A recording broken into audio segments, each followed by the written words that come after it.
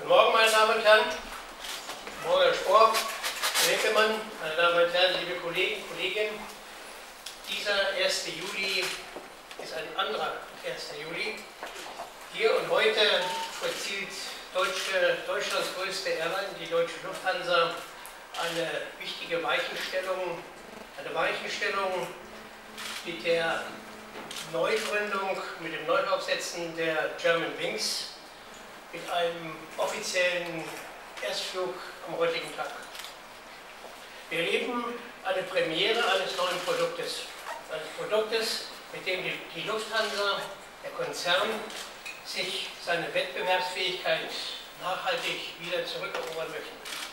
Der Wettbewerb in diesem Luftfahrtmarkt ist ein harter, es ist ein sehr enger, es ist ein sehr umkämpfter und nicht immer mit fairen Spielregeln versehener Markt.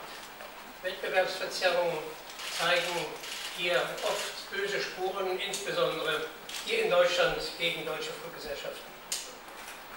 Sie kennen unsere Anmerkung immer wieder aus der Luftverkehrsbranche. Die Luftverkehrssteuer, die unsägliche, die ist dann immer noch obendrauf und stört die Entwicklung hier in Europa sehr, in Deutschland sehr. Die Lufthansa verlagert nun schon seit einigen Monaten ihr Deutschlandgeschäft hier auf die Germanwings und fliegt aus Berlin heraus 37 Destinationen. Ich habe heute Morgen wahrscheinlich sogar 38 Destinationen. Und damit ist Berlin, und darüber freuen wir uns als Berliner Flughafen natürlich ganz besonders, ein ganz wichtiger Platz für die Deutsche Lufthansa und durch ihre Germanwings. Im letzten Jahr haben wir gemeinsam über 6 Millionen Passagiere transportiert, hier aus Berlin raus und wieder rein. Damit ist der Germanwings und Lufthansa einer der ganz großen Kunden, die wir hier in Berlin haben. Und wir haben heute Morgen auch kurz uns ausgetauscht. Wir haben Potenzial und wir sind da sehr optimistisch, dass Lufthansa in Berlin schrittweise weiter ausbauen kann. Der Markt wird es hier sicherlich helfen. Berlin ist eine interessante Stadt. Wir vom Flughafen Berlin-Brandenburg sind zurzeit der einzige Flughafen, der wirklich wächst.